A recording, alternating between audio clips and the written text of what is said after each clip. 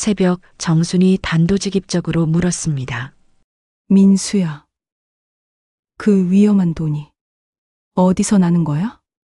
민수가 고개를 숙인 채 떨리는 목소리로 대답했어요. 혜진이가 암에 걸렸어요.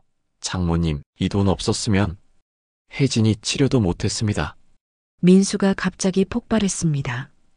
보험으로 안 되는 치료비만 해도 한 달에 수천만 원이에요. 제 월급으로는 절대 감당할 수 없어요. 정수는 딸의 병과 사위의 절박함 사이에서 눈물을 흘리며 무너져 내렸습니다. 사연을 시작하기 전에 무료로 할 수 있는 구독과 좋아요 부탁드립니다. 그 작은 손길이 여러분께 큰 행복으로 돌아갈 거예요. 정수는 작은 원룸 아파트 창가에 앉아 밖을 내다보고 있었습니다. 가을볕이 창문을 통해 들어와 얼굴을 따뜻하게 비추고 있었어요. 오늘도 어김없이 토요일이 왔고 딸 혜진 부부를 만나러 갈 시간이었죠. 벌써 65세가 된 정순에게 주말은 일주일 중 가장 기다려지는 시간이었습니다. 혼자 사는 이 작은 공간에서 벗어나 딸과 사위가 있는 따뜻한 집에서 함께 시간을 보낼 수 있으니까요. 벽시계를 보니 오전 10시였습니다. 혜진네 집에 가려면 1시간은 걸리니까 이제 준비를 시작해야 했어요. 정수는 천천히 일어나서 냉장고 쪽으로 걸어갔습니다. 며칠 전부터 정성스럽게 준비해둔 반찬들이 가지런히 정리되어 있었어요. 혜진이 어릴 때부터 가장 좋아했던 멸치볶음부터 시작해서 민수가 맛있다고 칭찬했던 된장찌개용 무 가리고 정순이 직접 담근 김치까지 각각의 반찬마다 딸과 사위를 생각하며 만든 정성이 담겨 있었습니다. 특히 멸치볶음은 혜진이 대학생일 때부터 엄마가 만든 멸치볶음이 세상에서 제일 맛있어라고 했던 기억이 있어서 정수는 항상 특별히 신경 써서 만들었어요. 보온통에 반찬들을 하나씩 담으면서 정수는 작은 미소를 지었습니다. 딸을 위해 무언가 해줄 수 있다는 것만으로도 마음이 뿌듯했거든요. 비록 혼자 사는 생활이 때로는 외롭기도 하지만 이렇게 딸 생각을 하며 무언가를 준비할 때는 삶의 의미를 느꼈습니다. 가방에 보온통들을 넣고 외출 준비를 마친 정수는 거울 앞에 서서 옷차림을 점검했습니다. 딸 앞에서 초라해 보이고 싶지 않아서 평소보다 조금 더 신경 써서 옷을 골라 입었어요. 낡긴 했지만 정순이 가장 좋아하는 검은색 코트를 입고 딸이 몇 년 전 생일 선물로 준 목도리를 둘렀습니다. 지하철역까지 걸어가는 길에 정수는 주변을 둘러보았습니다. 토요일 오전이라 그런지 거리에는 사람들이 많지 않았어요. 가끔 아이들을 데리고 나온 젊은 부부들이 눈에 띄었는데 그럴 때마다 정수는 혜진 생각이 났습니다. 언제쯤 혜진도 아이를 가질까요? 벌써 결혼한 지 7년이나 되었는데 아직 소식이 없어서 정수는 가끔 궁금했어요. 하지만 요즘 젊은 부부들은 아이를 늦게 가지는 게 당연하다고 하니까 재촉하지는 않으려고 했습니다. 지하철을 타고 30분 정도 걸려서 딸네 집이 있는 역에 도착했습니다. 역에서 나와서 혜진네 아파트까지 걸어가는 길에 정수는 이 동네의 변화를 느꼈어요. 몇 년 전만 해도 그냥 평범한 주거 지역이었는데 지금은 새로 지은 상가들과 카페들이 많이 생겨서 분위기가 완전히 달라져 있었습니다. 혜진과 민수가 사는 아파트 단지에 들어서자 정수는 또 한 번 감탄했습니다. 정순이 사는 낡은 아파트와는 차원이 다른 곳이었어요. 잘 관리된 조경과 깨끗한 외관, 그리고 지하 주차장까지 갖춘 고급 아파트였습니다. 엘리베이터를 타고 15층까지 올라가면서 정수는 민수의 능력에 대해 새삼 감탄했어요. 젊은 나이에 이런 좋은 곳에서 살 수 있다니 정말 대단하다고 생각했습니다. 현관 초인종을 누르자 민수가 문을 열어주었습니다. 어머니, 오셨네요. 또 이렇게 많이 가져오셨어요. 민수는 정순이 들고 온 가방을 받아들며 환하게 웃었습니다. 사위 민수는 정말 성실하고 예의 바른 사람이었어요. 키도 크고 얼굴도 준수한 편이라 혜진과 잘 어울렸습니다. 혜진과 결혼한 지 벌써 7년이 되었는데 그동안 시어머니인 정순에게 한 번도 불편한 내색을 한 적이 없었죠. 민수야, 고생 많다.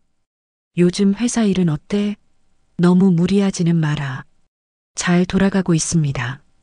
걱정 마세요. 어머니도 혼자 계시느라 고생이 많으시죠. 민수는 항상 이렇게 정순을 배려하는 말을 했습니다.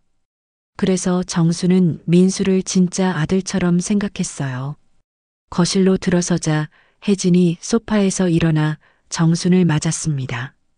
35세인 딸 혜진은 여전히 정순 눈에는 어린아이 같았어요. 하지만 얼굴이 예전보다 많이 야위어 보였습니다. 볼이 푹 들어가 있고 눈 밑에 다크서클도 있었어요. 엄마, 왜 이렇게 또 많이 가져왔어요? 맨날 이렇게 하시면 어떡해요? 딸 주려고 만든 건데 뭐가 많아? 잘 먹어야지. 그런데 혜진아, 얼굴이 많이 야위었네? 정수는 혜진의 손을 잡으며 자세히 살펴보았습니다. 손이 차갑고 얇았어요. 대학교 때부터 몸이 약했던 혜진이 걱정되어 정수는 자꾸 딸을 유심히 보게 되었습니다. 혜진아, 요즘 몸은 괜찮지? 병원은 다니고 있어? 네, 괜찮아요. 엄마 걱정 마세요. 그냥 요즘 조금 바빠서 그래요. 혜진은 억지로 밝게 웃으며 대답했지만 정순의 걱정은 쉽게 사라지지 않았습니다.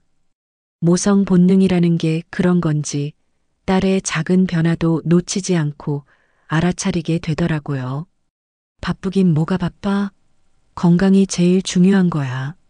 정수는 혜진의 어깨를 토닥이며 말했습니다. 하지만 혜진은 대답 대신 그저 미소만 지었어요. 저녁 식사를 준비하면서 정수는 딸네 집안을 자세히 둘러보았습니다.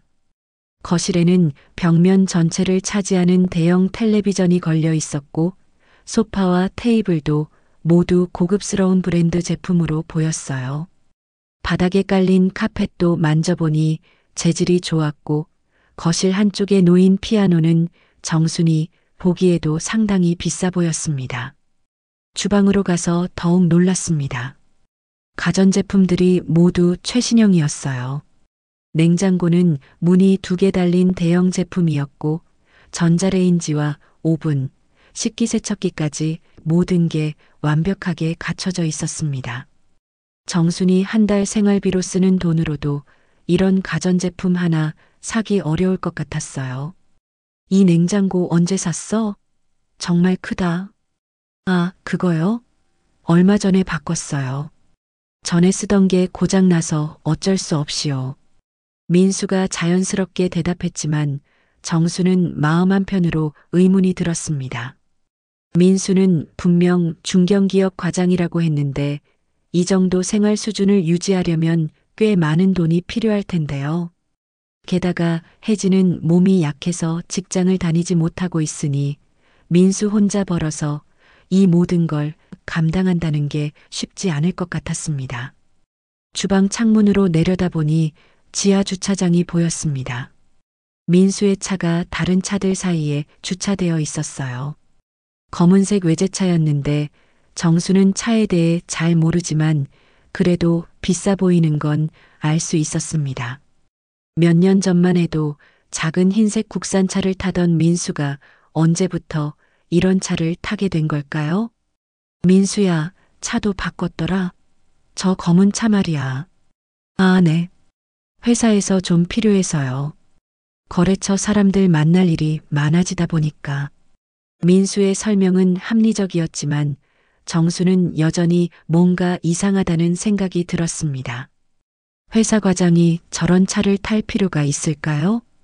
저녁 식사를 하면서도 정순의 마음은 편하지 않았습니다.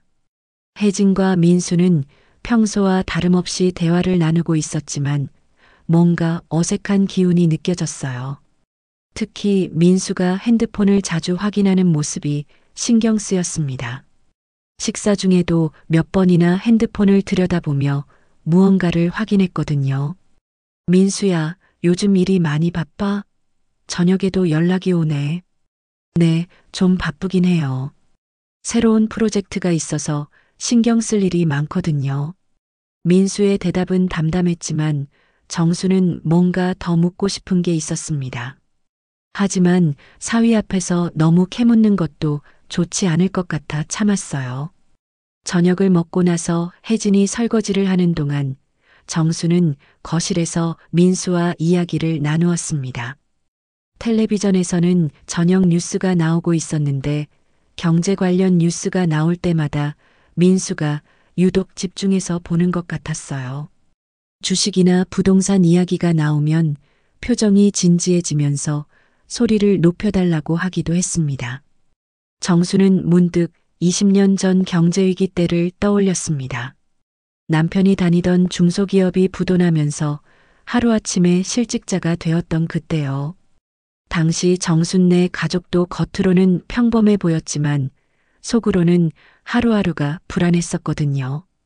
돈이 떨어져 가는데 남편은 새 일자리를 찾지 못하고 어린 혜진은 아무것도 모르고 학용품을 사달라고 했었죠.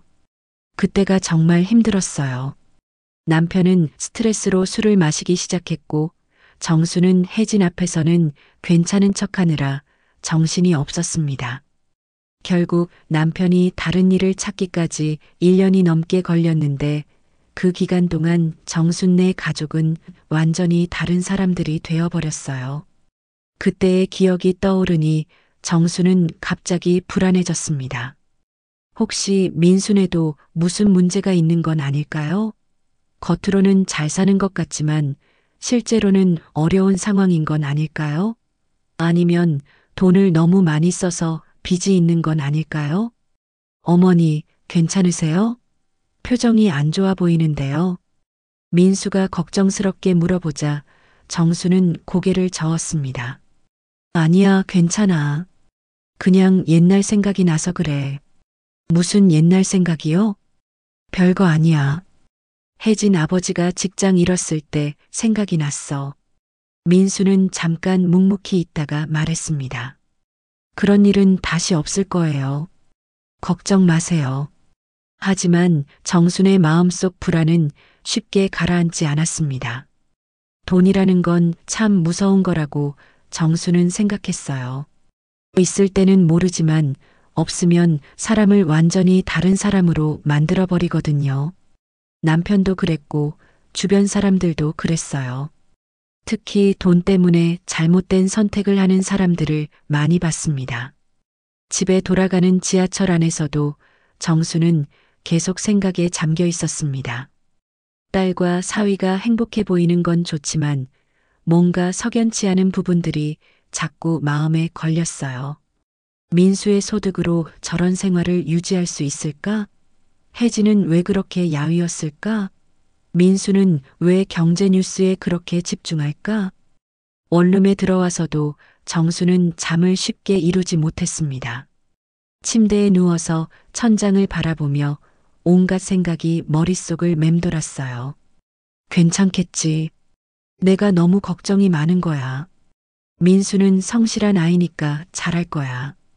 정수는 스스로를 달래며 눈을 감았습니다. 하지만 가슴 한편의 불안감은 여전히 남아 있었어요. 돈이 사람을 무너뜨린다는 옛말이 자꾸 떠올랐습니다. 지난 주말 딸네 집에서 느꼈던 불안감은 며칠이 지나도 정순의 마음에서 쉽게 사라지지 않았습니다. 혜진의 야윈 얼굴과 민수의 어색한 모습이 자꾸 떠올랐어요. 특히 민수가 경제 뉴스를 볼 때의 진지한 표정과 자꾸 확인하던 핸드폰이 계속 신경 쓰였습니다. 수요일 오후 정수는 시장에 나갔습니다. 혜진이 좋아하는 갈치를 사서 조림을 해주고 싶었거든요. 요즘 혜진이 너무 말라서 영양가 있는 음식을 해줘야겠다는 생각이 들었어요. 시장에서 싱싱한 갈치를 고르면서도 정순의 머릿속에는 온통 딸 생각뿐이었습니다. 혜진이가 요즘 왜 그렇게 말랐을까? 혹시 무슨 병이라도 있는 건 아닐까? 집에 돌아와서 갈치조림을 정성스럽게 만들었습니다. 갈치에 무도 넣고 혜진이 좋아하는 매콤한 맛으로 간을 맞췄어요. 오랜 시간 푹 끓여서 갈치가 부드럽게 익도록 했습니다. 그러고 나서 김치볶음과 시금치 무침도 함께 준비했어요. 목요일 아침 일찍 정수는 준비한 반찬들을 들고 딸네 집으로 향했습니다. 평소보다 하루빨리 가는 거였지만 혜진의 건강이 걱정되어서 참을 수가 없었거든요. 지하철을 타고 가면서도 정수는 계속 걱정스러운 마음이었습니다. 혜진네 아파트에 도착해서 초인종을 눌렀는데 한참을 기다려도 대답이 없었어요. 혹시 나갔나 싶어서 다시 한번 눌러봤는데 그제야 혜진의 목소리가 들렸습니다. 누구세요? 혜진아, 엄마야. 엄마, 오늘이 무슨 날이에요? 문이 열리자 혜진이 놀란 표정으로 정순을 맞았습니다. 평소보다 더 창백해 보였고 머리도 흐트러져 있었어요. 잠옷 차림이었는데 오전 11시인데도 아직 씻지 않은 모습이었습니다. 갑자기 왜 오셨어요?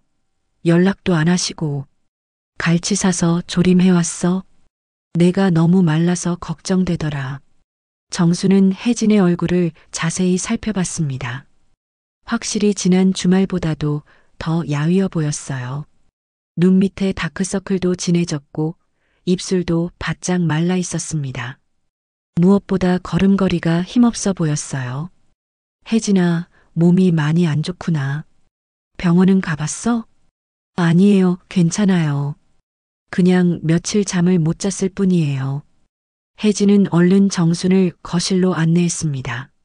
민수는 회사에 간 상태였어요. 민수는 출근했어? 네, 아침 일찍 나갔어요. 요즘 일찍 나가서 늦게 들어와요.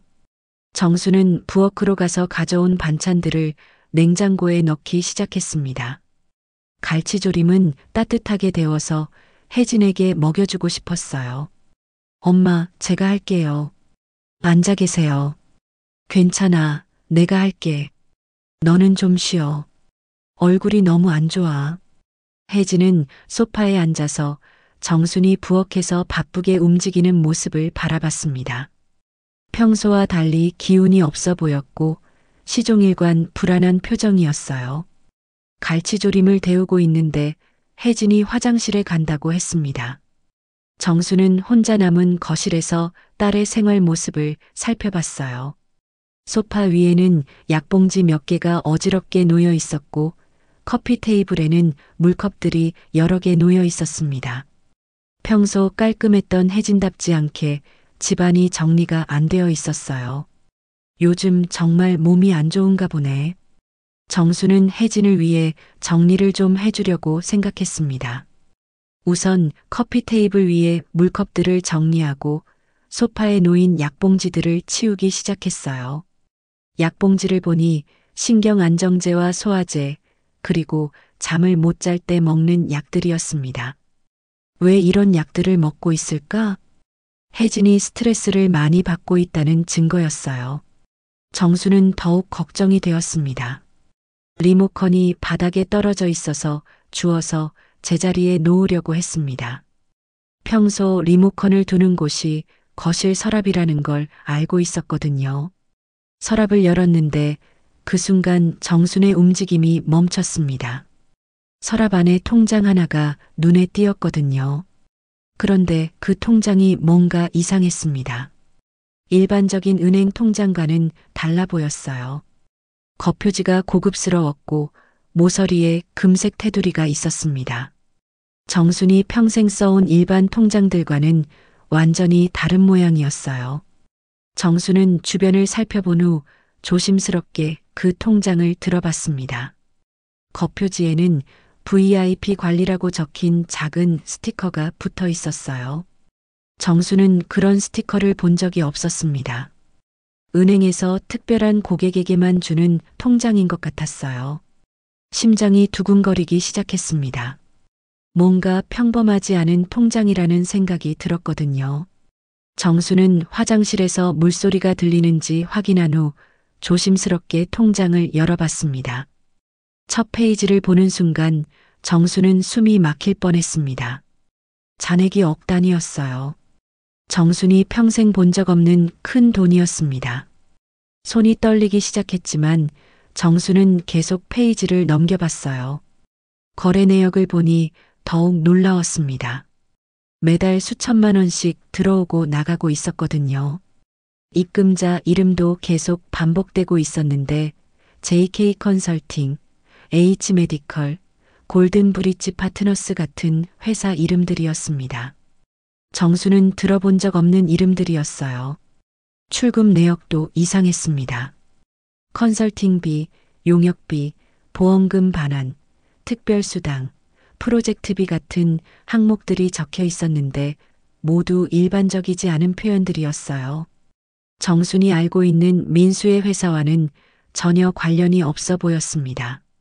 가장 최근 거래 내역을 보니 일주일 전에 7천만 원이 들어왔고 사흘 전에는 5천만 원이 나갔더라고요.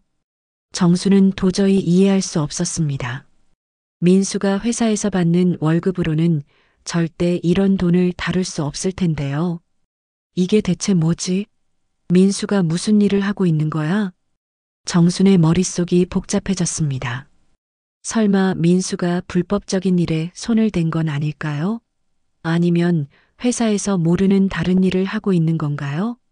이런 큰 돈이 오가는 걸 보면 절대 정상적인 일은 아닌 것 같았어요. 통장 중간 부분을 보니 더욱 이상한 것들이 나왔습니다. 해외 송금 내역도 있었고 암호 같은 숫자들도 적혀 있었어요. 특수거래 번호라고 적힌 난해한 숫자, 조합들도 있었습니다. 정수는 이런 걸 본 적이 없어서 무슨 의미인지 전혀 알 수 없었습니다. 뒷부분을 보니 최근 한 달 동안의 거래만 해도 수억 원이 오갔더라고요.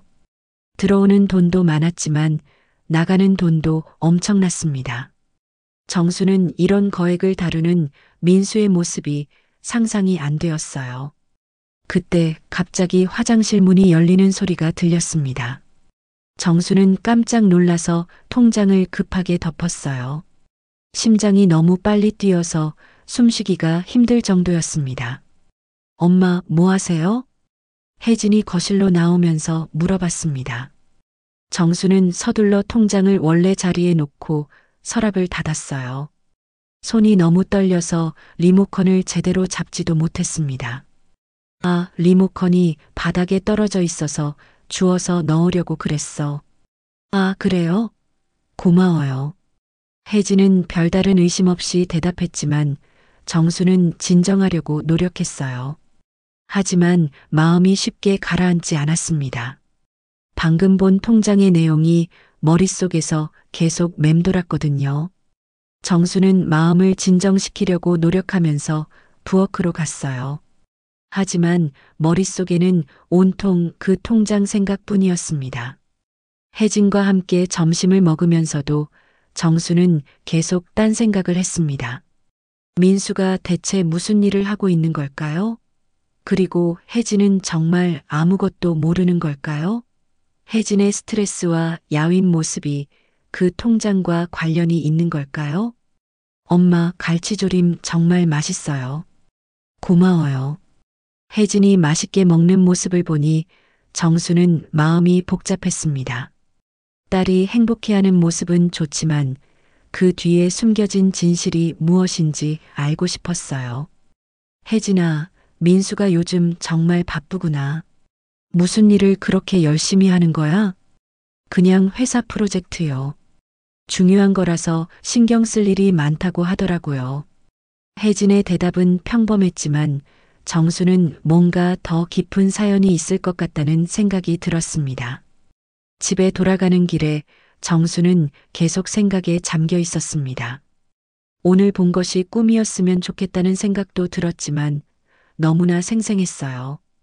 그 많은 돈과 이상한 거래 내역들이 계속 머릿속을 맴돌았습니다.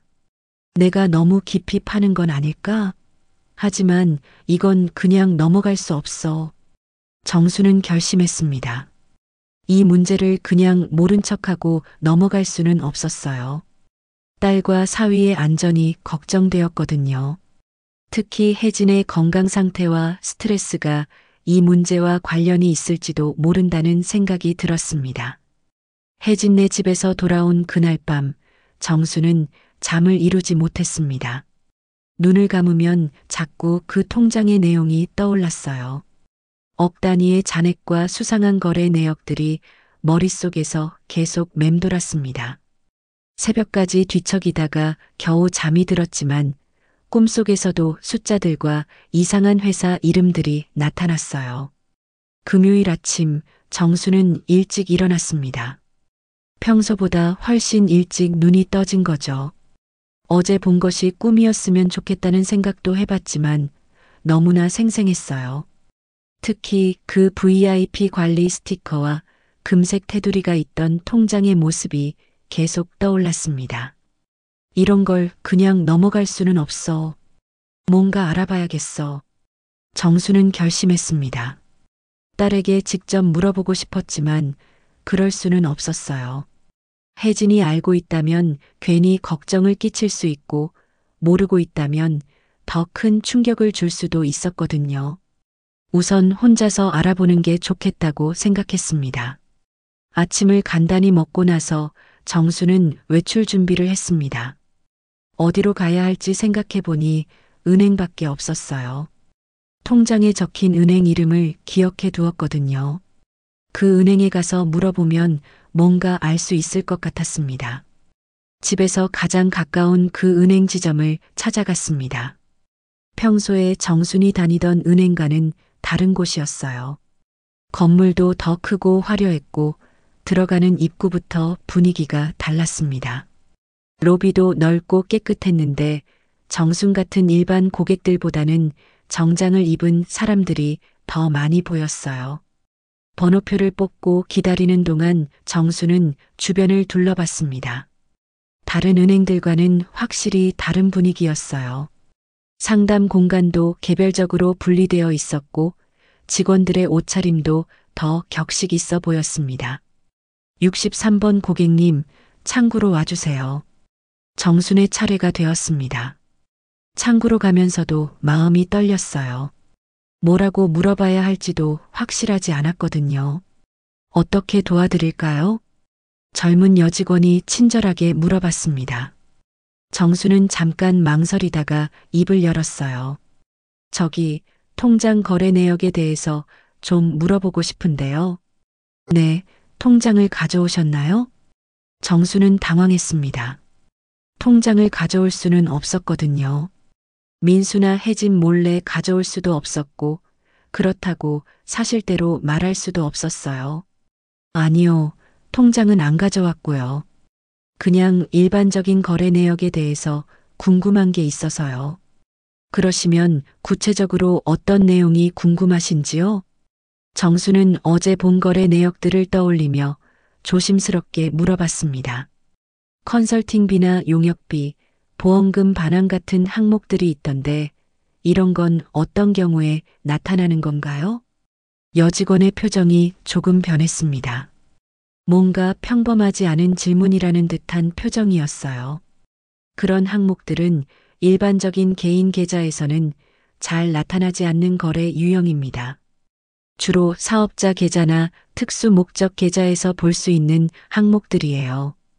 특수 목적 계좌요? 네, 일반 고객용 계좌가 아닌 거죠. 법인 계좌나 투자 관련 계좌 또는 특별한 금융 상품과 연결된 계좌들에서 주로 사용되는 표현들입니다. 정수는 더욱 궁금해졌습니다. 민수가 왜 그런 특별한 계좌를 가지고 있는 걸까요? 그럼 VIP 관리라고 적힌 스티커가 붙은 통장은 뭔가요? 여직원이 눈을 크게 떴습니다. 정순의 질문이 더욱 구체적이 되자 표정이 심각해졌어요. VIP 관리 스티커요? 그건 저희 은행에서 고액 자산 고객이나 특별관리 대상 고객에게만 발급하는 통장입니다. 일반적으로는 보기 어려운 거죠. 고액 자산 고객이면 얼마나 큰 돈을 다뤄야 하는 건가요?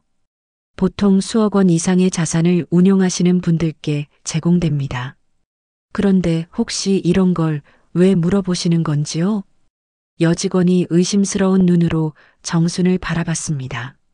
정순은 당황해서 얼버무렸어요. 아, 그냥 친구가 그런 걸 가지고 있다고 해서 궁금했어요. 아, 그러시군요.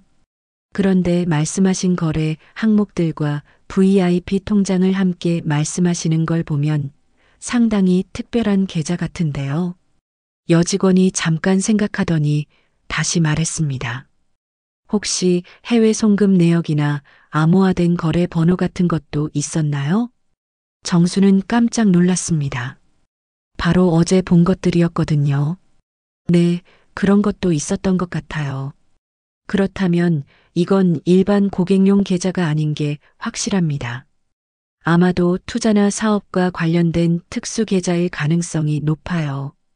아니면 여직원이 말을 멈췄습니다. 뭔가 더 말하고 싶어 하는 것 같았지만 주저하고 있었어요. 아니면 뭔가요? 글쎄요, 제가 단정할 수는 없지만 그런 거래 패턴은 때로는 좀 복잡한 금융 거래와 관련이 있을 수도 있어요. 여직원의 표현이 애매했지만 정수는 뭔가 심상치 않다는 느낌을 받았습니다. 복잡한 금융 거래요? 네, 일반인들이 하기 어려운 종류의 거래들이죠. 전문 지식이 필요하거나 특별한 자격이 있어야 할 수 있는 거래들이요. 정수는 머릿속이 복잡해졌습니다.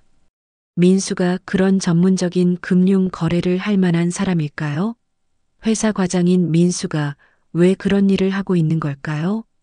그런 거래들이 위험할 수도 있나요? 여직원이 주변을 살펴보더니 목소리를 낮췄습니다. 고객님, 제가 자세히 말씀드리기는 어렵지만 그런 거래들은 때로는 법적인 문제와 연결될 수도 있어요. 만약 정말 관련이 있으시다면 신중하게 접근하시는 게 좋을 것 같습니다. 정순의 가슴이 철렁했습니다.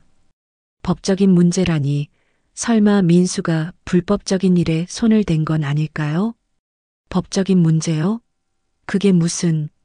죄송합니다. 더 구체적으로는 말씀드리기 어려워요. 다만 그런 거래 패턴이 의심스럽다면 관련 기관에 문의해 보시는 것도 방법일 수 있습니다. 관련 기관이라니 정수는 더욱 불안해졌습니다. 경찰이나 금융감독원 같은 곳을 말하는 건가요? 은행을 나와서도 정순의 마음은 진정되지 않았습니다. 오히려 더 큰 불안이 밀려왔어요. 어제까지는 단순히 민수가 돈을 많이 번다는 정도로 생각했는데 오늘 은행에서 들은 이야기는 차원이 달랐습니다. 집으로 돌아가는 길에 정수는 계속 생각했습니다. 민수가 정말 위험한 일에 관여하고 있는 건 아닐까요? 그렇다면 혜진도 위험에 처할 수 있는 거 아닐까요? 혜진의 야윈 모습과 스트레스가 이런 문제 때문인 걸까요? 설마 민수가 불법 돈을 다루고 있는 건 아니겠지? 정수는 혼잣말을 했습니다. 하지만 은행 직원의 말을 들어보니 그럴 가능성을 완전히 배제할 수는 없었어요. 집에 들어와서도 정수는 불안했습니다. 저녁을 먹으려고 해도 입맛이 없었고 텔레비전을 봐도 집중이 안 되었어요. 계속 민수와 혜진 생각만 났습니다. 밤이 되자 정수는 더욱 초조해졌습니다. 이 문제를 어떻게 해결해야 할지 모르겠었어요. 딸에게 직접 물어봐야 할까요? 아니면 민수와 대화를 해봐야 할까요? 하지만 잘못 접근하면 오히려 상황을 더 악화시킬 수도 있었습니다. 혜진이가 정말 모르고 있는 건지 아니면 알고 있지만 말하지 못하는 건지 정수는 딸의 최근 모습을 다시 떠올려 봤습니다. 야윈 얼굴, 불안한 표정, 그리고 약봉지들. 혜진도 뭔가 알고 있을지도 모른다는 생각이 들었어요. 내일은 어떻게 해야 할까? 정수는 밤늦도록 고민했습니다. 이 문제를 그냥 넘어갈 수는 없었어요. 딸과 사위의 안전이 걸린 문제일 수도 있었거든요. 특히 은행 직원이 말한 법적인 문제라는 표현이 계속 머릿속에 맴돌았습니다. 은행에서 돌아온 후 사흘이 지났습니다. 정수는 그동안 잠을 제대로 이루지 못했어요. 은행 직원이 말한 법적인 문제라는 표현이 계속 머릿속을 맴돌았거든요. 민수가 정말 위험한 일에 관여하고 있는 건 아닐까 하는 불안감이 점점 커져갔습니다. 월요일 오후 정수는 더 이상 참을 수 없었습니다. 혼자서 끙끙 앓고 있을 수는 없었어요. 직접적으로 묻지는 못하더라도 혜진과 이야기를 나눠보고 싶었습니다. 혹시 혜진이 뭔가 알고 있을지도 모르니까요. 정수는 간단한 밑반찬을 준비해서 다시 혜진네 집으로 향했습니다. 이번에는 미리 전화를 했어요. 갑자기 가면 혜진이 놀랄 것 같았거든요. 혜진아, 엄마야. 지금 집에 있어? 네, 있어요. 왜요? 나물 무침 좀 해왔는데 갖다 주려고. 지금 가도 될까? 네, 좋아요. 오세요. 혜진의 목소리는 평소와 다름없었지만 정수는 뭔가 기운이 없다는 느낌을 받았습니다. 1시간 후 혜진네 집에 도착했습니다. 문을 열어준 혜진의 모습을 보고 정수는 깜짝 놀랐어요. 며칠 만에 더 야위어 보였거든요. 얼굴도 더 창백해졌고 걸음걸이도 힘없어 보였습니다. 혜진아, 몸이 더 안 좋아진 것 같은데? 아니에요, 괜찮아요. 그냥 조금 피곤해서 그래요. 혜진은 억지로 웃으며 대답했지만 정순의 걱정은 더욱 커졌습니다. 거실에 앉아서 차를 마시면서 정수는 조심스럽게 말을 꺼냈습니다. 혜진아, 요즘 생활은 괜찮지? 혹시 무리하는 건 아니야? 무리하기는요. 괜찮아요. 그런데 너 얼굴이 너무 안 좋아. 혹시 돈 때문에 스트레스 받는 건 아니야? 정순이 돈이라는 단어를 꺼내자 혜진의 표정이 살짝 변했습니다. 순간 당황하는 기색이 보였지만 금세 억지 미소를 지었어요. 돈 때문에요? 왜 갑자기 그런 말씀을 하세요? 민수가 잘 나가잖아요. 민수가 잘 나간다고? 네, 요즘 승진도 하고 프로젝트도 잘 되고 있다고 해요. 혜진의 대답은 담담했지만 정수는 뭔가 숨기고 있다는 느낌을 받았습니다. 특히 민수가 잘 나간다는 표현이 어색하게 들렸어요. 그럼 요즘 민수 일은 구체적으로 어떤 거야? 무슨 프로젝트를 하는 건데? 글쎄요, 저도 자세히는 몰라요. 복잡한 거라서 설명해줘도 이해하기 어렵다고 하더라고요. 혜진이 시선을 피하며 대답했습니다.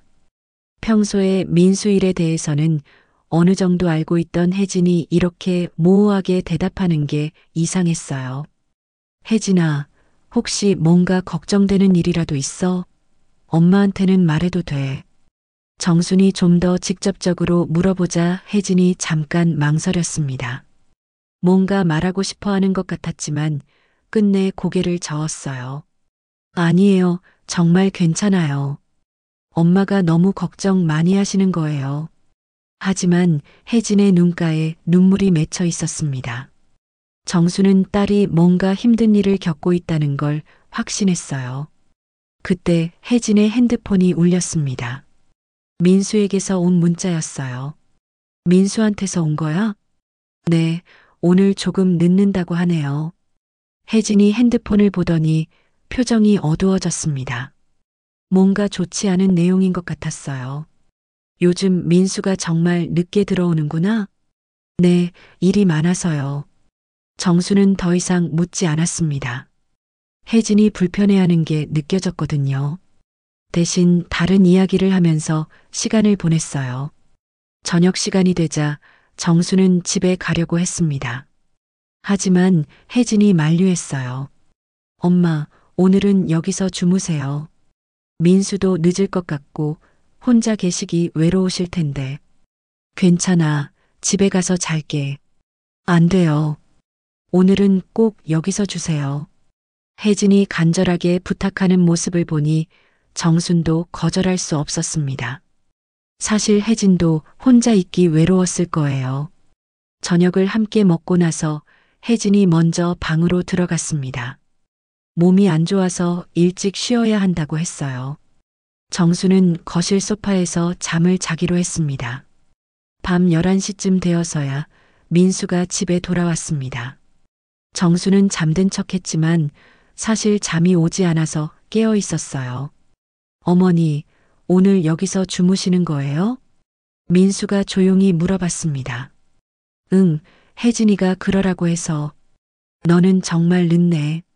네, 일이 좀 복잡해서요. 불편하게 해드려서 죄송해요. 민수는 피곤해 보였지만 평소와 다름없이 예의 바르게 대답했습니다. 하지만 뭔가 긴장한 것 같아 보였어요. 민수가 방으로 들어간 후 정수는 다시 누웠습니다. 그런데 1시간쯤 지나자 방에서 소곤거리는 소리가 들려왔어요.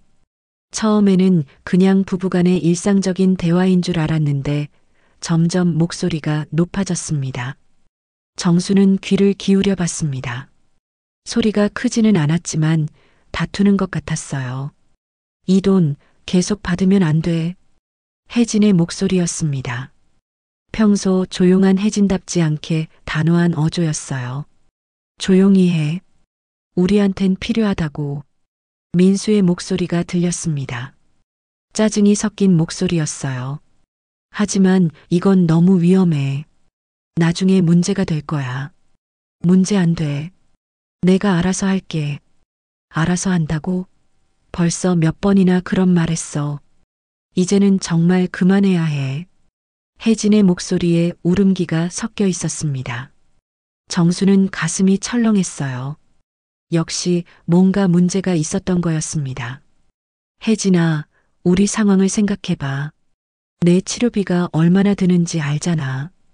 민수의 말에 정수는 더욱 놀랐습니다. 치료비라니, 혜진이 정말 아픈 건가요? 그래도 이런 식으로는 안 돼. 차라리 다른 방법을 찾아보자. 다른 방법이 어디 있어? 이게 가장 빠른 방법이야. 빠르다고 해서 다 좋은 건 아니잖아. 이런 돈 받으면 나중에 어떻게 될지 몰라. 혜진의 목소리가 더욱 간절해졌습니다. 정수는 눈물이 날 것 같았어요. 딸이 이런 걱정을 하고 있었다니. 걱정하지 마. 아무도 모를 거야. 아무도 모른다고? 엄마는 어떻게? 엄마가 알게 되면 어떻게 할 거야?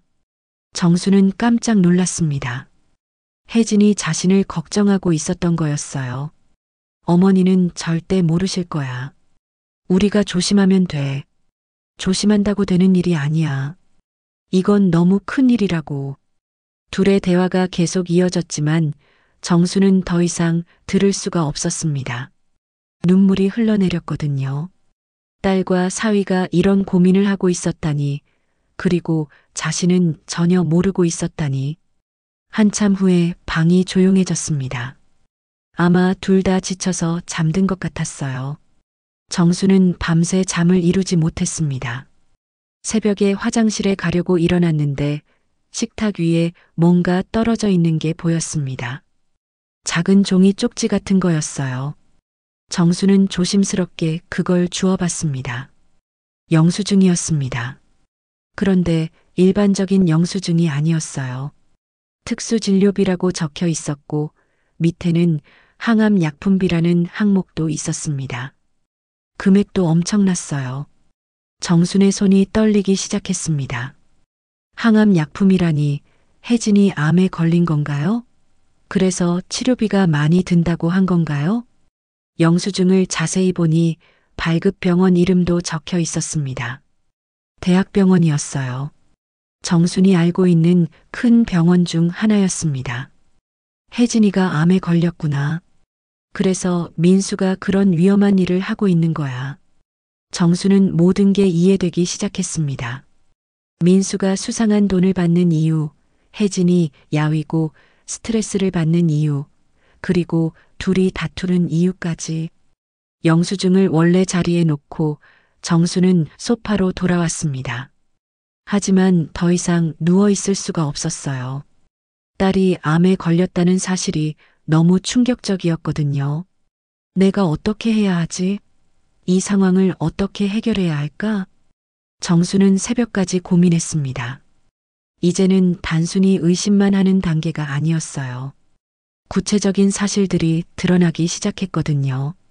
그리고 그 모든 것의 중심에는 딸의 병이 있었습니다. 새벽 5시 정수는 더 이상 누워 있을 수가 없었습니다. 어젯밤 발견한 영수증과 들었던 대화 내용이 머릿속에서 계속 맴돌았거든요. 혜진이 암에 걸렸다는 사실, 그리고 민수가 위험한 돈을 받고 있다는 것까지. 이 모든 진실을 알게 된 이상 그냥 모른 척할 수는 없었어요. 정수는 조용히 일어나서 화장실에 다녀온 후 부엌으로 갔습니다. 마음을 정리할 겸 아침 준비를 하기로 했어요. 혜진과 민수가 일어나면 이 문제에 대해 이야기해야 했거든요. 6시쯤 되자 민수가 먼저 일어났습니다. 평소보다 일찍 일어난 거였어요. 아마 어젯밤 다툼 때문에 잠을 제대로 못 잤을 거라고 정수는 생각했습니다. 어머니, 벌써 일어나셨네요. 민수가 부엌으로 와서 인사했습니다. 얼굴이 많이 피곤해 보였고 눈도 충혈되어 있었어요. 잠이 안 와서 그래. 민수야, 앉아봐. 정순의 목소리가 평소와 달랐습니다. 진지하고 단호한 어조였어요. 민수도 뭔가 이상하다는 걸 눈치챘는지 조심스럽게 정순을 바라봤습니다. 무슨 일이세요? 민수야, 어젯밤에 너희들 이야기 들었어. 정순이 단도직입적으로 말하자 민수의 표정이 굳어졌습니다. 순간 당황하는 기색이 역력했어요. 무슨 이야기요? 돈 이야기 말이야. 위험한 돈 받는다는 이야기. 민수가 입술을 굳게 다물었습니다. 뭐라고 대답해야 할지 모르는 것 같았어요. 그리고 이것도 봤어. 정수는 어젯밤 주워뒀던 영수증을 내밀었습니다. 민수가 그걸 보는 순간 얼굴이 새하얗게 변했어요. 어머니, 이건 항암 약품비라고 적혀 있더라. 혜진이가 암에 걸린 거야? 정순의 질문에 민수는 대답하지 못했습니다. 고개를 숙이고 있을 뿐이었어요. 대답해, 민수야. 혜진이가 아픈 거 맞지? 네. 민수가 작은 소리로 대답했습니다. 목소리에 절망이 섞여 있었어요. 언제부터야? 언제부터 아팠어? 2달 전부터요. 정기검진에서 발견됐어요. 정순의 가슴이 무너지는 것 같았습니다. 2달 동안 혼자 이런 걱정을 하고 있었다니. 왜 말하지 않았어? 나한테 왜 말하지 않았냐고. 정순의 목소리가 높아졌습니다. 분노와 슬픔이 한꺼번에 밀려왔어요. 어머니께 걱정 끼치고 싶지 않았어요. 그리고 돈 문제도 있었고요. 돈 문제? 치료비가 너무 많이 들어요. 보험도 안 되는 치료들이 많아서. 민수의 목소리가 떨렸습니다. 얼마나 힘들었을지 정순도 이해할 수 있었어요. 그래서 그 이상한 돈을 받기 시작한 거야? 민수가 고개를 끄덕였습니다. 민수야, 그 돈이 대체 어디서 나는 거야? 정확히 말해봐. 정순이 추궁하자 민수는 한참 망설였습니다. 말해야 할지 말아야 할지 고민하는 것 같았어요.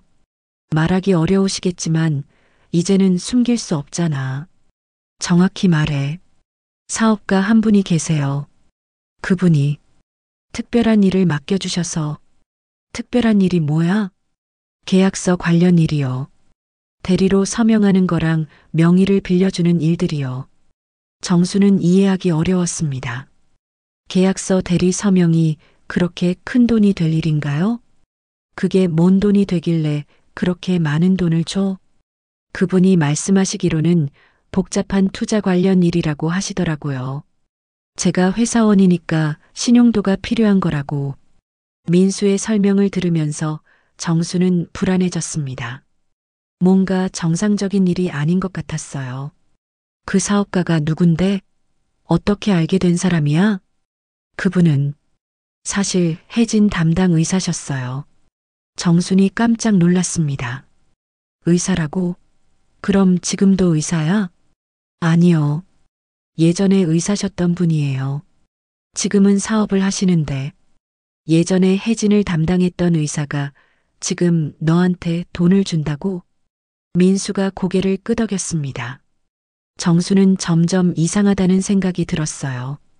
그분이 혜진 병을 어떻게 알게 된 거야? 혜진이 처음 아플 때 그분이 담당 의사셨어요. 그때 알게 됐죠.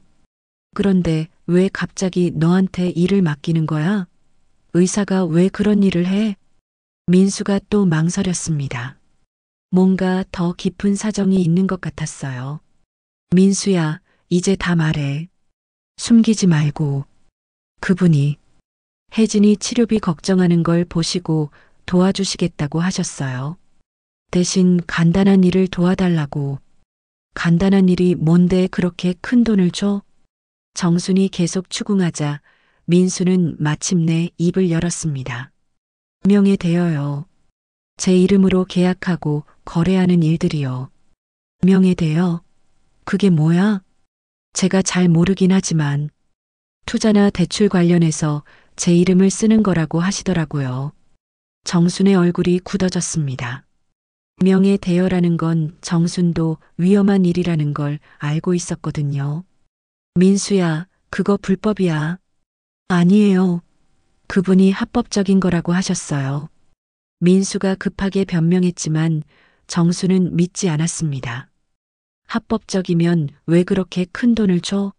그리고 왜 남의 명의를 써야 해? 민수는 대답하지 못했습니다. 사실 자신도 의심스러웠던 거겠죠. 그때 방에서 혜진이 나왔습니다. 아마 둘의 대화 소리를 들었을 거예요. 엄마, 다 들었어요? 혜진의 얼굴은 창백했고 눈에는 눈물이 고여 있었습니다. 혜진아, 정순이 딸을 보자 눈물이 났습니다. 아픈 딸을 위해 위험한 일을 하는 민수도 그걸 걱정하는 혜진도 모두 불쌍했어요. 엄마 미안해요. 말씀드리지 못해서. 미안하긴 뭘 미안해. 아픈 게 내 잘못이야? 정수는 혜진을 끌어안았습니다. 딸이 얼마나 야위었는지 더욱 실감났어요. 그런데 혜진아, 민수가 하는 일이 너무 위험해 보여. 정말 괜찮은 거야? 저도 걱정돼요. 그래서 그만하라고 했는데. 혜진이 민수를 바라보며 말했습니다. 장모님, 이 돈 없었으면 혜진 치료도 못했습니다. 민수가 갑자기 폭발했습니다. 그동안 참았던 감정이 터진 거였어요. 보험으로 안 되는 치료가 너무 많아요. 특수 약물비만 해도 한 달에 수천만 원이에요. 제 월급으로는 절대 감당할 수 없어요. 민수의 목소리에 절망이 섞여 있었습니다. 그래서 그 의사한테 부탁한 거예요. 다른 방법이 없었어요. 민수야, 진정해. 정순이 민수를 달랬지만 민수는 계속 흥분 상태였어요. 그분이 아니었으면 혜진은 이미. 민수가 말을 멈췄습니다. 너무 가슴 아픈 이야기였거든요. 그분이 정말 도움이 돼? 정순이 물어보자 민수가 고개를 끄덕였습니다. 네, 치료비 걱정 없이 최고의 치료를 받을 수 있게 해주셨어요. 하지만 그 대가가 너무 크잖아. 대가가 크긴 하지만 혜진 목숨보다 중요한 게 어디 있어요? 민수의 말에 정수는 할 말이 없었습니다. 딸의 생명이 걸린 문제니까요. 그 의사가 정확히 어떤 사람이야? 이름이 뭐야? 박 원장이라고 해요. 박종민 원장님. 지금은 어디서 뭘 하는 사람인데? 의료 관련 사업을 하신다고 들었어요. 병원 투자나 의료기기 사업 같은. 정수는 뭔가 이상하다는 생각이 들었습니다. 의사가 왜 일반인의 명의를 빌려야 할까요? 민수야, 솔직히 말해봐. 그 일이 정말 합법적인 것 같아? 민수가 한참 망설이더니 고개를 저었습니다. 모르겠어요. 처음에는 괜찮다고 생각했는데 요즘은 의심스러워요. 그럼 그만해야지. 하지만 혜진 치료비는 어떡해요? 그만두면 치료를 못 받아요.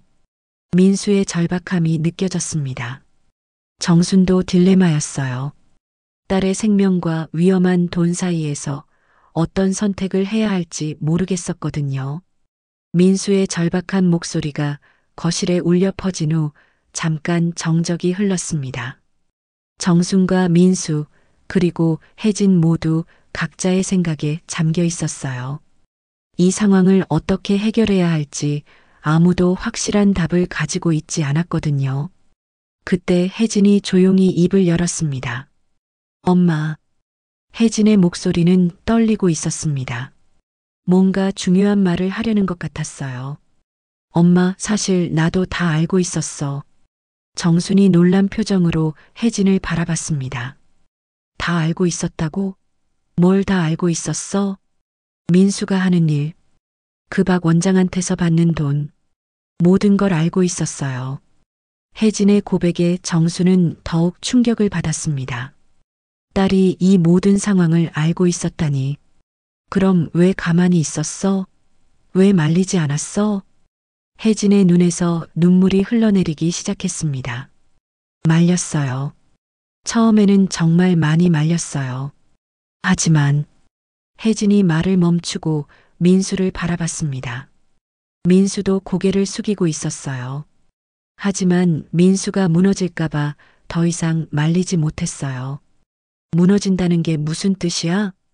민수가 너무 절망하고 있었어요. 제 치료비 때문에 밤잠을 못 이루고 회사에서도 대출 알아보고 친구들한테도 돈 빌리려고 하고. 혜진의 목소리가 더욱 떨렸습니다. 그런 민수를 보고 있으니까 제가 너무 죄스러웠어요. 내가 아프지만 않았어도 이런 일은 없었을 텐데. 혜진아, 그게 내 잘못이야? 정순이 딸의 손을 잡으며 말했습니다. 아니에요, 제 잘못이에요. 제가 아프지 않았다면 민수가 이런 위험한 일을 하지 않았을 텐데. 혜진이 오열하기 시작했습니다. 그동안 참았던 감정이 터진 거였어요. 그래서 박 원장님이 도와주겠다고 했을 때 반대할 수가 없었어요. 민수가 그렇게 안도하는 표정을 짓더라고요. 정수는 딸의 마음을 이해할 수 있었습니다. 자신 때문에 고생하는 남편을 보는 마음이 얼마나 아팠을지. 하지만 시간이 지날수록 불안해졌어요. 박 원장님이 시키는 일들이 점점 복잡해지고 민수도 스트레스를 많이 받는 것 같았어요. 어떤 일들을 시켰는데? 처음에는 단순한 서류 서명이었어요. 계약서에 이름 쓰는 정도였죠. 그런데 나중에는 은행에 가서 대출 받는 일도 하고 회사 설립하는 일도 했어요. 정순의 얼굴이 더욱 굳어졌습니다. 회사 설립까지? 네, 민수 이름으로 여러 개 회사를 만들었어요. 그리고 그 회사들 명의로 여러 가지 거래를 했어요. 이제 상황이 얼마나 심각한지 정순도 알 수 있었습니다. 혜진아, 그럼 너도 이게 위험한 일이라는 걸 알고 있었구나? 혜진이 고개를 끄덕였습니다. 네, 알고 있었어요. 하지만 어떻게 해야 할지 모르겠더라고요. 그걸 알면서도 왜 계속 놔뒀어? 민수가 너무 절박해 했어요. 그리고 실제로 제 치료에 큰 도움이 되고 있었거든요. 혜진이 눈물을 닦으며 계속 말했습니다. 박 원장님이 소개해준 치료법들이 정말 효과가 있었어요. 보험으로 안 되는 비싼 치료들인데 덕분에 많이 좋아졌어요. 정수는 복잡한 마음이었습니다. 딸의 건강이 좋아진 건 기쁜 일이지만 그 방법이 잘못된 거였으니까요. 그래도 이런 식으로는 안 되지 않니? 저도 알아요. 그래서 계속 민수한테 그만하라고 했는데. 혜진이 민수를 바라봤습니다. 민수는 여전히 고개를 숙이고 있었어요.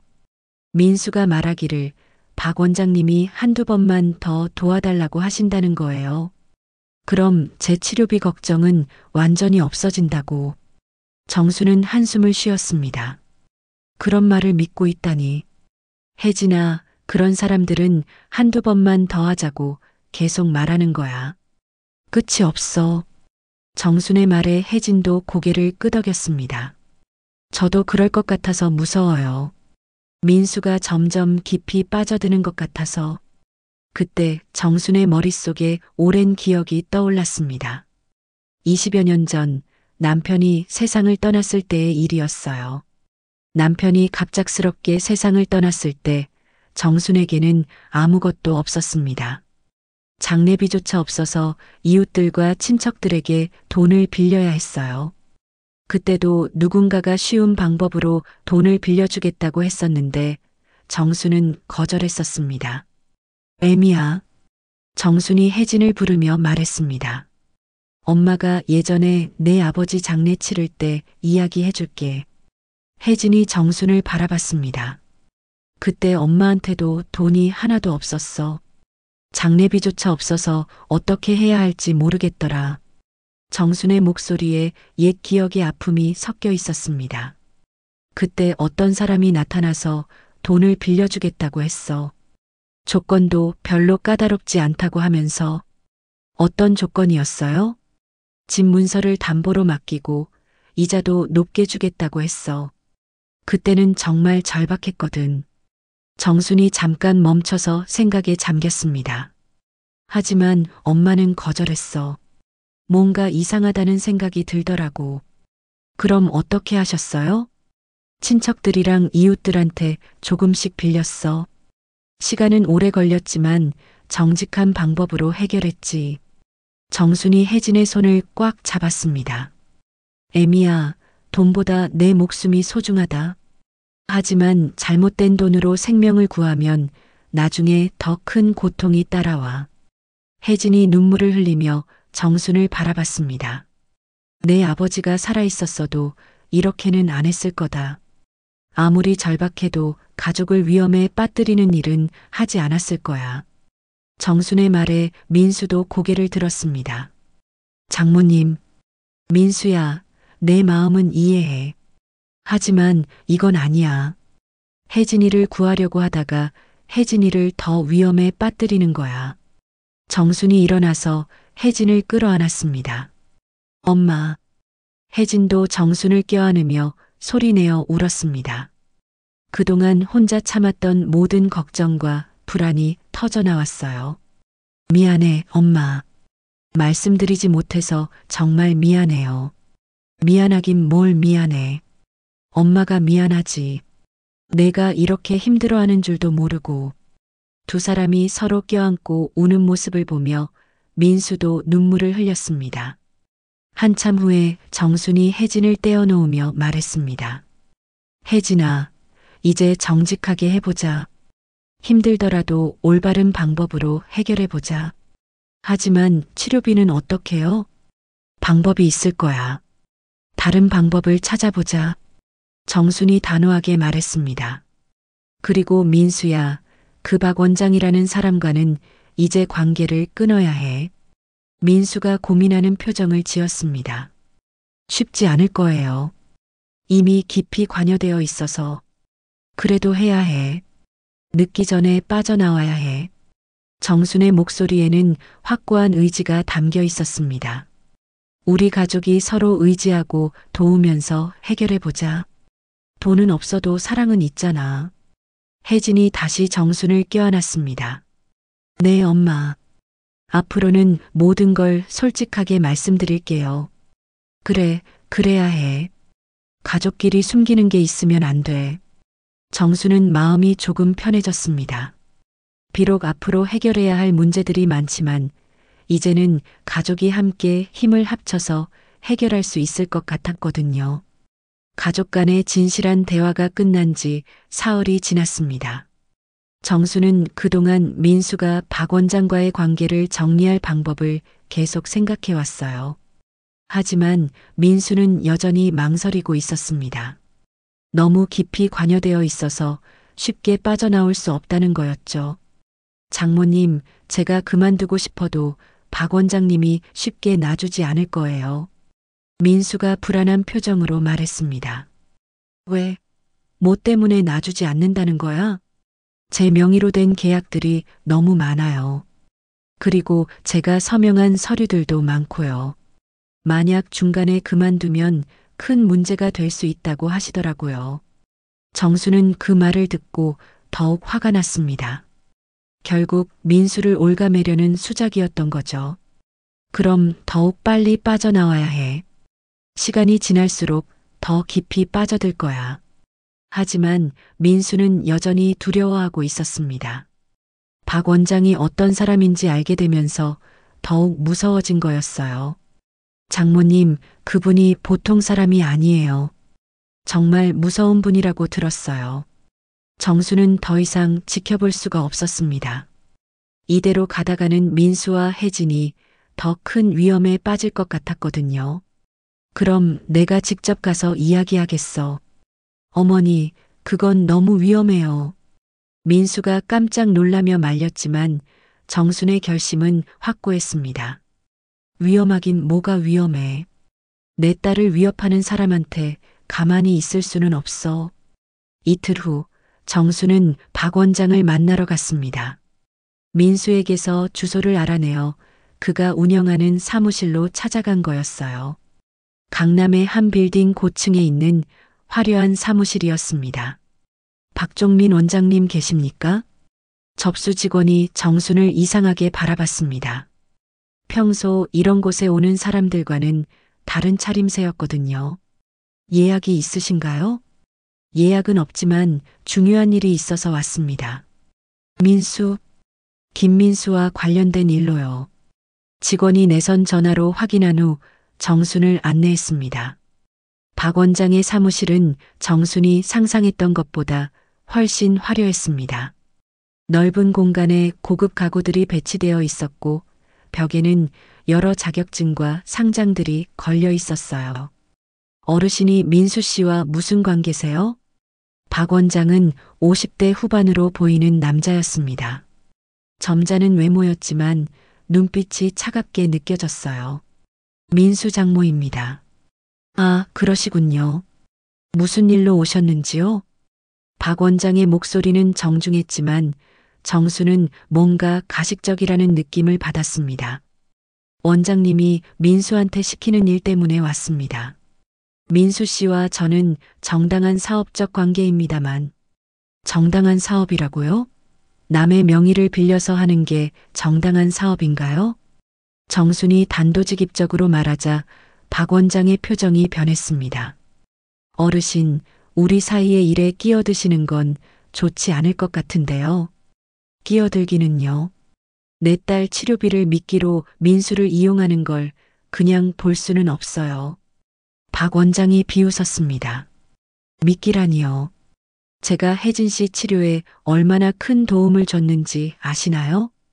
도움이라고 하지만 그 대가가 너무 크잖아요. 세상에 공짜는 없어요, 어르신. 민수 씨도 그걸 알고 계약한 거고요. 박 원장의 태도가 점점 거만해졌습니다. 계약이라고 하지만 속임수 아닌가요? 민수가 어떤 일에 관여하는지도 제대로 모르게 하고. 민수 씨는 성인이에요. 자신의 선택에 책임을 져야죠. 정순의 화가 치밀어 올랐습니다. 원장님, 이제 그만하세요. 더 이상 민수를 이용하지 마세요. 이용이라니요. 저희는 서로 도움을 주고받는 관계예요. 도움이 아니라 이용이에요. 내 딸 목숨을 담보로 거래하지 마시오. 정순이 목소리를 높이자 박 원장의 얼굴이 굳어졌습니다. 어르신, 목소리 높이지 마세요. 여기는 제 사무실이에요. 그럼 제대로 된 대답을 하세요. 민수와의 관계를 정리해 주세요. 박 원장이 차갑게 웃었습니다. 정리요? 불가능해요. 민수 씨와 저는 아직 해야 할 일이 많거든요. 왜 불가능해요? 민수 씨 명의로 진행 중인 사업들이 너무 많아요. 중간에 그만두면 큰 손해가 나거든요. 박 원장이 책상 위에 서류 뭉치를 가리켰습니다.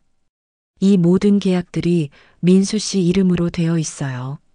만약 민수 씨가 갑자기 사라지면 어떻게 될까요? 정수는 박 원장의 협박을 느꼈습니다. 그게 협박인가요? 협박이 아니라 현실이에요. 민수 씨도 이미 너무 깊이 들어와 있어요. 박 원장이 일어나서 창가로 걸어갔습니다. 어르신, 현명하게 생각하세요. 혜진 씨 치료비 걱정 없이 살 수 있는 기회를 포기하실 건가요? 그런 기회 필요 없어요. 정말요? 그럼 혜진 씨가 다시 아프면 어떻게 하실 건데요? 박 원장의 말에 정수는 잠깐 흔들렸습니다. 하지만 곧 마음을 다잡았어요. 그건 우리가 알아서 할 일이에요. 원장님이 걱정할 일이 아니고요. 참 고집이 세시네요. 박 원장이 다시 책상으로 돌아왔습니다. 어르신이 그렇게 나오시면 저도 어쩔 수 없네요. 무슨 뜻이에요? 민수 씨가 지금까지 한 일들이 어떤 성격의 일인지 아시나요? 박 원장의 목소리가 위협적으로 변했습니다. 만약 이 일들이 세상에 알려지면 민수 씨는 큰 곤란에 처하게 될 거예요. 정순의 가슴이 철렁했습니다. 그게 무슨 뜻인가요? 언론에 흘리기 딱 좋은 기사거리들이 많다는 뜻이에요. 회사원 민수, 뇌물수수 의혹 이런 식으로요. 박 원장이 냉소적으로 웃었습니다. 어르신이 계속 방해하신다면 그런 방법을 써야겠네요. 정수는 분노로 온몸이 떨렸습니다. 그렇게 나오시겠다? 저는 사업을 지켜야 하거든요. 그때 정순의 핸드폰이 울렸습니다. 민수에게서 온 전화였어요. 어머니, 지금 어디 계세요? 큰일 났어요. 민수의 목소리가 다급했습니다. 왜? 무슨 일이야? 인터넷에 제 기사가 떴어요. 뇌물 받았다는 기사가. 정순이 박 원장을 노려봤습니다. 벌써 실행에 옮긴 거였어요. 민수야, 지금 집에 있어? 네, 혜진이랑 집에 있어요. 알았어. 금방 갈게. 전화를 끊고 정순이 박 원장을 보며 말했습니다. 비겁한 방법을 쓰시는군요. 비겁하다고요? 이게 현실이에요, 어르신. 정수는 더 이상 할 말이 없었습니다. 급히 사무실을 나와서 딸네 집으로 향했어요. 집에 도착하니 민수와 혜진이 컴퓨터 앞에 앉아 있었습니다. 화면에는 민수에 대한 기사가 떠 있었어요. 어머니, 이제 어떻게 해야 해요? 민수가 절망적인 표정으로 물어봤습니다. 민수야, 이제 경찰에 가자. 경찰에요? 그래, 모든 걸 털어놓고 도움을 요청하자. 민수가 망설였지만 정수는 단호했습니다. 이제 숨길 시간이 없어. 정직하게 털어놓는 게 최선이야. 다음 날 민수는 경찰서에 자수했습니다. 박 원장과의 모든 거래 내역을 상세하게 신고했어요. 그리고 며칠 후 박 원장이 체포되었다는 소식을 들었습니다. 민수는 결연한 표정으로 정순에게 말했습니다. 어머니, 이제 끝내겠습니다. 더는 우리 집안을 더럽히지 않겠어요. 박 원장이 체포되고 민수가 경찰에 자수한 지 석 달이 지났습니다. 그동안 정말 많은 일들이 있었어요. 민수는 수사기관에 적극 협조하며 박 원장의 불법 행위들을 증언했고 덕분에 큰 처벌은 받지 않을 수 있었습니다. 오히려 피해자에 가까운 입장으로 인정받았어요. 가을이 깊어가는 어느 오후 정수는 혜진네 집을 찾았습니다. 오랜만에 가족이 모두 함께 모이는 날이었거든요. 민수도 새로운 직장을 구해서 안정을 찾아가고 있었고 혜진의 건강도 많이 좋아진 상태였어요. 엄마 오셨어요? 혜진이 현관에서 정순을 맞았습니다. 몇 달 전과는 완전히 다른 모습이었어요. 얼굴에 혈색이 돌아왔고 눈에도 생기가 넘쳤습니다. 무엇보다 표정이 밝아져 있었어요. 혜진아, 얼굴이 정말 좋아졌다. 네, 많이 좋아졌어요. 요즘은 약물 치료도 잘 되고 있고 스트레스도 많이 줄어들어서요. 혜진의 목소리에는 확실히 예전의 밝음이 돌아와 있었습니다. 거실로 들어가니 민수가 소파에서 일어나 인사했습니다. 어머니, 안녕하세요. 민수도 많이 달라져 있었어요. 몇 달 전에 초조하고 불안한 모습은 사라지고 차분하고 안정된 모습이었습니다. 민수야, 새 직장은 어때? 좋아요. 이전보다 월급은 적지만 마음이 편해요. 민수의 대답이 진솔했습니다. 돈은 적게 벌지만 정직하게 일할 수 있다는 게 얼마나 소중한지 깨달은 거였어요. 그게 제일 중요한 거야. 마음 편하게 사는 게. 세 사람이 함께 앉아서 차를 마시며 이야기를 나누었습니다. 몇 달 전만 해도 상상할 수 없었던 평화로운 시간이었어요.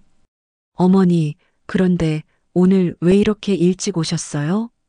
민수가 궁금해하며 물어봤습니다. 오늘 너희들한테 보여주고 싶은 게 있어서. 정순이 가방에서 무언가를 꺼냈습니다. 검은색 봉투였어요. 이게 뭐예요? 혜진이 호기심 어린 표정으로 물어봤습니다. 그 통장이야. 정순의 말에 민수와 혜진의 표정이 굳어졌습니다. 박 원장과 관련된 그 통장을 말하는 거였거든요. 어머니, 그 통장을 왜 가져오셨어요? 오늘 없애려고 해. 정순이 봉투에서 통장을 꺼냈습니다. VIP 관리 스티커가 붙어 있던 바로 그 통장이었어요. 경찰에서 수사가 끝나고 돌려줬거든. 이제 필요 없으니까 없애야지. 민수가 걱정스러운 표정을 지었습니다. 그냥 버리시면 안 돼요. 혹시 모르니까 은행에 가서 정식으로 해지하는 게 좋을 것 같은데요. 그래도 일단 이걸 없애고 싶어. 정순이 통장을 들고 베란다로 나갔습니다. 민수와 혜진도 따라 나왔어요. 정수는 작은 양철통을 준비해 왔습니다. 그 안에 통장을 넣고 라이터로 불을 붙였어요. 엄마, 위험해요. 제가 할게요. 혜진이 걱정하며 말렸지만 정수는 직접 하고 싶어 했습니다. 통장이 타들어가는 모습을 보며 정순이 중얼거렸습니다. 돈이 아니라 사람이 남는 거구나. 불길이 통장을 모두 태워버렸습니다. 쟤만 남았어요. 이제 정말 끝났네. 정순의 말에 민수가 깊이 고개를 숙였습니다. 어머니, 정말 죄송합니다. 다시는 가족을 위험에 빠뜨리지 않겠습니다. 민수의 목소리에는 진심 어린 후회와 다짐이 담겨 있었습니다. 민수야, 이제 그런 말 하지 마. 다 지나간 일이야. 정순이 민수의 어깨를 토닥이며 말했습니다. 하지만 정말 죄송해요. 어머니한테도 혜진한테도. 죄송하다고 생각하면 앞으로 잘 살면 돼. 그게 진짜 사과야. 정순의 말에 민수가 고개를 끄덕였습니다. 거실로 들어와서 정순이 가방에서 또 다른 통장을 꺼냈습니다. 엄마, 그것도 그때 통장인가요? 혜진이 놀라며 물어봤습니다. 아니야, 이건 다른 거야. 정순이 통장을 열어보이자 민수와 혜진이 깜짝 놀랐습니다. 제법 큰 금액이 들어있었거든요. 이게 뭐예요? 엄마가 평생 모은 돈이야. 너희들 위험한 돈 쓰지 말라고 아껴뒀던 거. 정순의 말에 혜진의 눈에 눈물이 맺혔습니다. 엄마. 하지만 이제 이 돈도 다른 곳에 쓰려고 해. 어디에 쓰실 거예요? 장학재단에 기부하려고. 정순의 말에 민수와 혜진이 놀랐습니다. 기부요? 왜요? 혜진아, 엄마가 요즘 생각해 보니까 돈이라는 게 참 무서운 거더라. 있으면 있는 대로 문제고 없으면 없는 대로 문제고. 정순이 창밖을 바라보며 말했습니다. 그런데 가장 무서운 건 돈 때문에 사람이 변하는 거야. 우리 가족도 그랬잖아. 혜진이 정순의 손을 잡았습니다. 하지만 엄마가 평생 모은 돈인데. 그래서 더 의미 있는 곳에 쓰고 싶어. 어려운 학생들 도와주는 데 쓰이면 좋을 것 같거든. 정순의 결정에 민수가 감동받은 표정을 지었습니다. 어머니, 정말 존경합니다. 존경은 무슨, 그냥 마음이 편하고 싶어서 그래. 정순이 웃으며 말했습니다. 돈은 사라져도 사랑은 남는다더라. 엄마는 너희들한테 돈을 물려주고 싶지 않아. 그럼 뭘 물려주시려고 해요? 혜진이 궁금해하며 물어봤습니다. 용기하고 진실을 물려주고 싶어? 정순의 말에 혜진이 고개를 끄덕였습니다. 엄마가 보여준 용기 덕분에 우리가 이렇게 다시 시작할 수 있었어요. 그래, 힘들어도 정직하게 사는 게 제일 중요해. 그날 저녁 세 사람은 오랜만에 함께 식사를 했습니다. 박 원장 사건 이후로 처음으로 마음 편하게 나누는 식사였어요. 혜진아, 몸은 정말 괜찮아? 네, 많이 좋아졌어요. 의사 선생님도 잘 회복되고 있다고 하시더라고요. 혜진의 대답에 정수는 안심했습니다. 그리고 앞으로는 치료비 걱정도 덜 하게 될 것 같아요. 왜? 국가에서 지원해주는 프로그램을 신청했거든요. 박 원장 사건 때문에 알게 된 건데 생각보다 지원 제도가 많더라고요. 민수가 설명했습니다. 그래, 그럼 정말 다행이네. 정수는 기뻤습니다. 정당한 방법으로 도움을 받을 수 있게 된 거니까요. 한 달 후 정수는 약속대로 자신의 적금을 해지해서 장학재단에 기부했습니다.